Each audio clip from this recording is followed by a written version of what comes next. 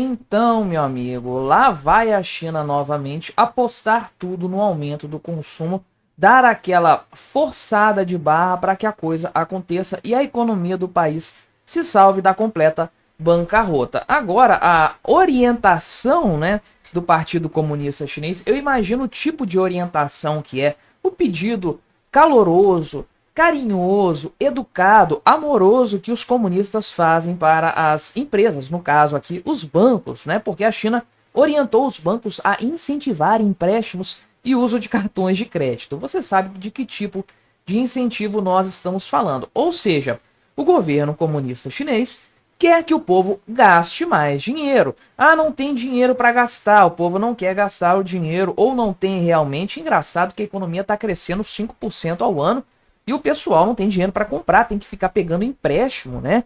Gastando no cartão de crédito. Engraçado isso. Mas o governo comunista quer que o pessoal vá às compras de fato para salvar a economia da completa bancarrota. Vamos conversar sobre isso, fazer uma análise sobre mais essa desesperada medida do governo comunista para tentar enxugar gelo, evitar o inevitável que é a quebra econômica da China. Mas antes, não se esqueça de se inscrever no meu canal se você ainda não for inscrito. E se você quiser colaborar ainda mais com o meu trabalho, você pode se tornar membro patrocinador do meu canal, com valores a partir de R$ 1,99 por mês. Isso me ajuda bastante, pode ter certeza disso. Sempre em vídeos da China, alguém fala: ah, mas estão prevendo a queda da China há muito tempo e não acontece. Meu amigo, não é do dia para a noite que isso acontece, são sinais. São indicadores para quem tem cérebro no lugar se preparar para quando a coisa acontecer. Quando a União Soviética desabou, para muita gente foi do dia para a noite. Como assim? Estava tudo funcionando bem até outro dia, agora caiu? Mas previsões para o fracasso do regime soviético existem desde a década de 20. Ludwig von Mises escreveu sobre isso lá atrás, sobre o problema do cálculo econômico, sacramentando basicamente que a União Soviética seria inviável do ponto de vista econômico. Demorou 70 anos para acontecer.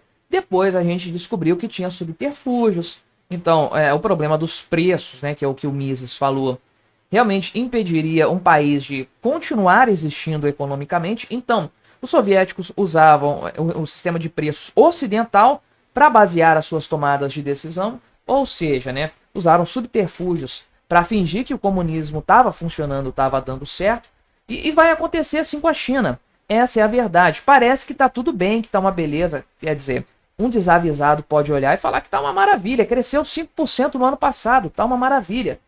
Quando acontecer, quando quebrar, quando tiver o desabamento completo, vai ser surpreendente para muita gente. Vai ser do nada, vai acontecer e aí vai ficar aquele vácuo de poder que sabe-se lá para onde que vai apontar, não é?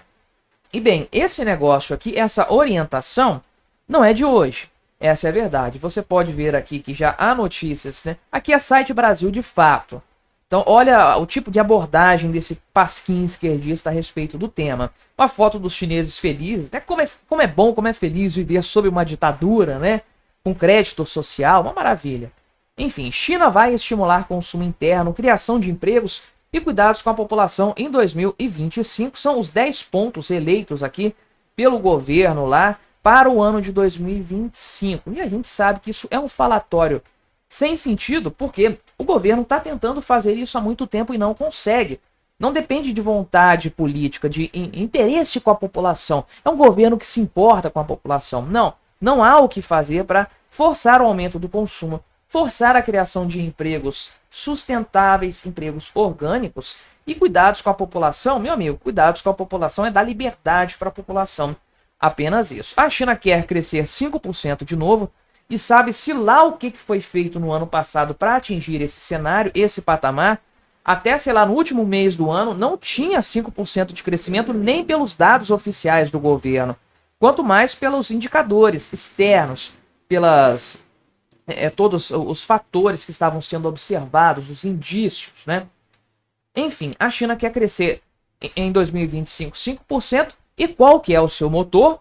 Consumo. Esse vai ser o motor da China, do crescimento econômico da China. Por que que isso vai acontecer? Porque todos os outros motores já quebraram. Essa é a verdade. O grande motor dos anos 90, início dos anos 2000, do crescimento chinês foi a construção civil. Enquanto você não tinha nada num país gigantesco como aquele lá, em matéria de infraestrutura e etc., e era preciso construir mesmo, a economia parecia estar crescendo, que é uma beleza.